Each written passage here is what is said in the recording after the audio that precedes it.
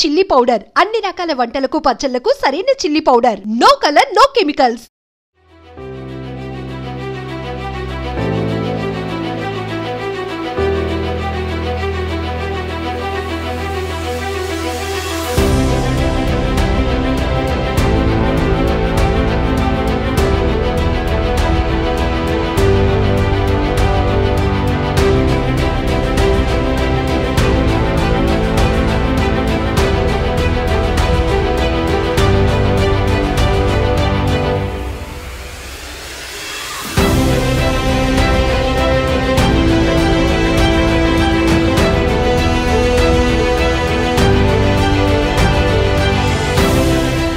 అహ్మదాబాద్ మేఘానిలో 242 మంది ప్యాసింజర్స్తో వెళ్తున్న విమానం ఒక్కసారిగా కుప్పకూలింది. ఈ విమాన ప్రమాదంతో గుజరాత్ రాష్ట్రం ఒక్కసారిగా వణికిపోయిందని చెప్పొచ్చు. A1171 బోయింగ్ 787 డ్రీమ్ లైనర్ విమానం మధ్యాహ్నం 1:17 టేక్ ఆఫ్ అయింది. టేక్ ఆఫ్ అయిన 9 నిమిషాలకే ప్రమాదానికి గురైంది. అయితే కుప్పకూలినటువంటి విమానం ఫుల్ ఫ్యూయల్ ఉండటంతో దట్టమైన పొగలు వ్యాపించాయి. పూర్తిగా పొగలు అలముకున్నాయి. దీంతో 242 మంది ప్రయాణికులతో పాటు అందులో 10 మంది సిబ్బంది, 2 పైలట్స్ కూడా ఉన్నారు. పైలట్ క్లైవ్ కుందర్ సారథ్యంలో అయితే ఈ ఫ్లైట్ అయితే నడుస్తోంది. సో ఈ ఒక్కసారిగా విమానం కుప్పకూలినటువంటి ప్రమాదంలో ఎంతమంది ప్రాణాలు కోల్పోయారు, ఎంతమంది క్షతగాత్రులు అయ్యారు అనే విషయం ఇంకా స్పష్టత రాలేదు. కానీ హుటాహుటిన 90 మంది 3 బృందాలుగా ఏర్పడి సహాయక చర్యలు ముమ్మరంగా కొనసాగిస్తున్నారు. బిగ్ రెస్క్యూ అయితే అక్కడ కంటిన్యూ అవుతోంది. అహ్మదాబాద్ నుంచి లండన్కు వెళ్తున్నటువంటి ఈ ఫ్లైట్ ఒక్కసారిగా ప్రమాదానికి గురి కావటం ప్రతి ఒక్కరిని కలవరపాటుకు గురి చేస్తోంది. గుండెలు అదిరిపోతున్నాయి.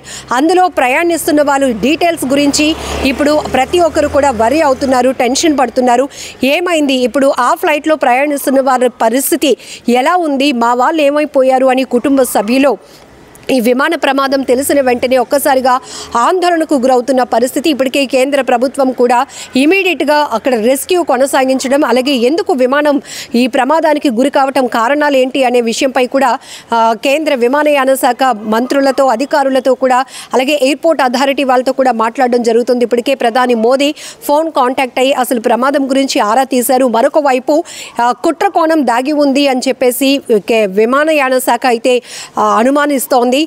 ఈ నేపథ్యంలోనే ఇంకా చెప్పొచ్చు, ఈ ఘటనకు సంబంధించి ఒక్కసారిగా అంటే అహ్మదాబాద్ ఎయిర్పోర్ట్కి దగ్గరగా సివిల్ హాస్పిటల్ జనావాసాల్లో ప్రమాదం జరగటం వల్ల కొంతవరకు సహాయక చర్యలు చేయటానికి కొంత అనుకూలమైన ప్రాంతం, ఒకవేళ కనెక్టింగ్కి దూరంగా ఉన్నటువంటి నిర్మానుష్య ప్రాంతంలో ఫ్లై అవుతూ ఒకవేళ కుప్పకూలితే గనక అక్కడ సహాయక చర్యలు చేయటానికి కూడా ఎవరికి ఆస్కారం ఉండదు, అవకాశం కూడా ఉండదు. కానీ ఇది అహ్మదాబాద్ ఎయిర్పోర్ట్కి దగ్గరగా జరిగినటువంటి ప్రమాదం కావటం వల్ల ఇమ్మీడియట్గా మొత్తం అధికార యంత్రాంగం అంతా కూడా హుటాహుటిన ఎయిర్పోర్ట్ అథారిటీ కావచ్చు, పెద్ద ఎత్తున సహాయక దళాలు కావచ్చు, ముమ్మరంగా అక్కడ రెస్క్యూ కొనసాగిస్తూ ఉన్నారు.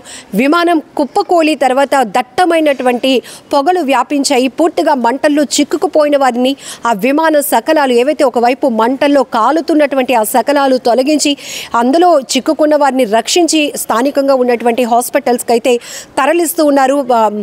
ఎమర్జెన్సీ మెడికల్ సర్వీస్ అయితే కూడా అక్కడ కొనసాగుతూ ఉందని చెప్పొచ్చు. ఒక్కసారిగా గుజరాత్ అహ్మదాబాద్ మేఘానిలో జరిగినటువంటి విమాన ప్రమాదం ప్రతి ఒక్కరు గుండెలు అదిరిపోయేలా చేస్తుందని చెప్పొచ్చు. 242 మంది ప్రయాణికులు, అంటే అందులో చిన్నపిల్లలు ఉంటారు, పెద్దవాళ్ళు ఉంటారు, వివిధ అవసరాల నిమిత్తం వెళ్తున్న వాళ్ళు, ఇలా ప్రతి ఒక్కరు ఒక్కొక్కరిది ఒక్కొక్క ఇంపార్టెన్స్తో వాళ్ళ జర్నీ కంటిన్యూ అవుతోంది.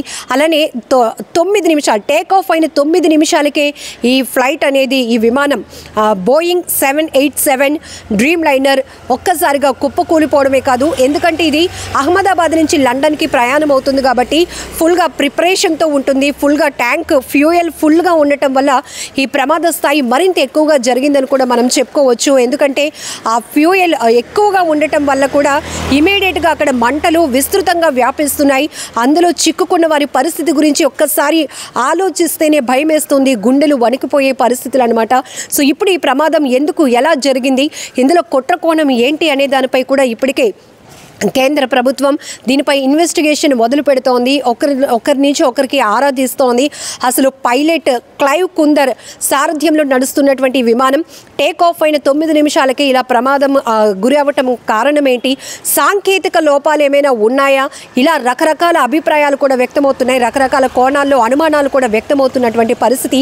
ఏదేమైనా 242 మంది ప్రయాణికులతో వెళ్తున్న A1171 బోయింగ్ 787 డ్రీమ్ లైనర్ విమానం ఒక్కసారిగా కుప్ప కూలిపోయింది.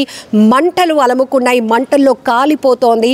అక్కడ అసలు ఊహించటానికి కూడా వాతావరణం ఎలాంటి పరిస్థితిలో ఉందో మనం చెప్పుకోవచ్చు. ఇందులో గుజరాత్ ఎక్స్ సీఎం విజయ్ రూపానీ గారు కూడా ప్రయాణిస్తున్నారు, ట్రావెల్ అవుతున్నట్టు. ఆ టికెట్స్ బోర్డింగ్కి సంబంధించినటువంటి డీటెయిల్స్లో ఉంది. అది కూడా ఒక బాధాకరమైన విషయం అని చెప్పొచ్చు. అసలు ఇందులో ఎన్ని ఫ్యామిలీస్, ఎంతమంది వెళ్తున్నారు, ఎవరు పరిస్థితి ఎలా ఉంది, ఎంతమంది చనిపోయారు, ఎంతమంది ఆ విమానం కుప్పకూలి కాలిపోయినటువంటి ప్రమాదంలో వాళ్ళు కూడా కాలి బూడిదయ్యారు, ఎంతమంది క్షతగాత్రులయ్యారు, ఎంతమంది ఇప్పటికే అసలు ఆ మంటల్లో చిక్కుకున్న వారి పరిస్థితి ఊహించటానికి కూడా చాలా కష్టంగా ఉంది. ఇమీడియట్గా అయితే రెస్క్యూ బృందాలన్నీ కూడా 90 మంది 3 టీములుగా ఏర్పడి పెద్ద ఎత్తున సహాయక చర్యలు కొనసాగిస్తూ హాస్పిటల్కి అయితే హుటాహుటీన తరలిస్తూ ఉన్నారు. అయితే మరొక వైపు ప్రమాదానికి గల కారణాలపై విశ్లేషిస్తోంది కేంద్ర విమానయాన శాఖ. ఇప్పటికే కుట్రకోణం దాగి ఉందని అభిప్రాయాన్ని కూడా వ్యక్తం చేసింది. అసలు ఎందుకు టేక్ ఆఫ్ మధ్యాహ్నం 1:17 టేక్ ఆఫ్ అయినటువంటి ఈ విమానం లండన్కి బయలుదేరింది. అహ్మదాబాద్ ఎయిర్పోర్ట్కి అతి దగ్గరలో సివిల్ ఆసుపత్రి జనావాసాల దగ్గర ఈ ప్రమాదం జరగటం వల్ల ఒక రకంగా చెప్పాలంటే అక్కడ సహాయక చర్యలు కొనసాగించడానికి కాస్త అవకాశం దొరికిందని చెప్పొచ్చు. లేదు అంటే ఇది ప్రయాణించిన తర్వాత వేరే చోట ఏదైనా ప్రమాదం జరిగితే కూడా ఇలా ఇమీడియట్గా అక్కడికి వెళ్ళటానికి, చేరుకోవటానికి, రెస్క్యూ చేయడానికి కూడా అవకాశం ఉండదు. కానీ ఇమీడియట్గా ఘటన గురించి తెలిసిన వెంటనే అక్కడున్న వాళ్ళు ప్రయాణికులు కావచ్చు, లేకపోతే ఇప్పటికే టీవీల్లో చూస్తున్న వాళ్ళు ఈ దృశ్యాలు చూసి వణికిపోతున్నారు, ఆందోళనలో పడ్డారు. మా వారికి ఏమైంది, ఇందులో ప్రయాణిస్తున్న మా కుటుంబ సభ్యుల పరిస్థితి ఏంటి అనేటటువంటి ఆరా తీస్తున్నారు. ఇప్పటికే హెల్ప్ లైన్స్ కూడా ఏర్పాటు చేయడం వల్ల పెద్ద ఎత్తున కాల్స్ కూడా వస్తున్నాయి. ఎందుకంటే ఎక్కువ సంఖ్యలో 242 మంది ప్యాసింజర్స్ ప్రయాణికులు ఉన్నారు, 10 మంది సిబ్బంది ఉన్నారు, 2 పైలట్లు, అంటే 12 మంది సిబ్బంది, 242 మంది ప్రయాణికులతో వెళ్తున్నటువంటి విమానం ఒక్కసారిగా కుప్ప కూలి మంటల్లో కాలిపోయింది. సో అందులో ప్రయాణిస్తున్న వారి పరిస్థితి ఏంటా అనేది ఇప్పుడు ప్రతి ఒక్కరూ తీవ్ర ఆందోళనకు గురవుతున్నటువంటి అంశం. ఏదైనా బాధాకరమైన విషయం అని చెప్పొచ్చు. అనేక విమాన ప్రమాదాలు మనం చూసాం. ఈ ప్రమాదం తీవ్ర స్థాయిలో ఉండటానికి కారణం కూడా ఇది ఫ్యూయల్ ఫుల్గా ఉండడం వల్ల కూడా ఎక్కువగా మంటలు వ్యాపిస్తున్నాయి. దీంతో అందులో ఉన్న వాళ్ళ పరిస్థితి ఏంటి అనేది ఇప్పుడు ఒక భయాందోళనకు గురి చేస్తున్నటువంటి అంశంగా మారింది.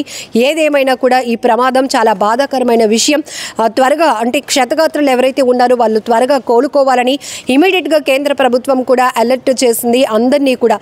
ఎందుకంటే అక్కడ ఉన్నటువంటి హాస్పిటల్స్లో ఇమీడియట్గా సిద్ధం చేశారు బెడ్స్ కానీ, వైద్య సదుపాయానికి సంబంధించి డాక్టర్స్, అలాగే ఎవరైతే సర్వీస్ చేస్తారో వారందరినీ అలర్ట్ చేసి క్షతగాత్రులకు ముందు మెరుగైన ట్రీట్మెంట్ ఇవ్వడానికి కూడా కేంద్రం ఆదేశాలు ఇచ్చింది. ఇప్పటికే ప్రధాని మోదీ కూడా విమానయాన శాఖ మంత్రితో అలాగనే ఎయిర్పోర్ట్ అథారిటీస్తో కూడా మాట్లాడడం జరిగింది. ఎందుకు ఈ ప్రమాదం జరిగింది, టెక్నికల్ ఫాల్ట్స్ ఏమైనా ఉన్నాయా, లేకపోతే ఏంటి, విమానయాన శాఖ ఇప్పటికే ప్రకటించినట్టుగా కుట్ర కోణం ఉంటే గనక ఏంటి, ఆ కుట్రకు కారణం ఏంటి, ఎవరు ఇందులో భాగస్వాములు అయి ఉన్నారు ఈ పన్నాగంలో అనే దానిపై కూడా ఇప్పటికే కసరత్తులు మొదలుపెట్టాయి. ఏదేమైనా ఈ విమాన ప్రమాదం అనేది ఒక్కసారిగా ప్రతి ఒక్కరిని ఉలిక్కిపాటుకు గురి చేసింది. అండ్ అహ్మదాబాద్ ఎయిర్పోర్ట్కి రావాల్సిన మిగతా విమాన సర్వీసులను కూడా నిలిపివేయడం జరిగింది ఇప్పటికే. సో ఈ ప్రమాదంలో ఎవరైతే క్షతగాత్రులుగా ఉన్నారో వారంతా త్వరగా కోలుకోవాలని మనం కూడా భగవంతుణ్ణి వేడుకుందాం.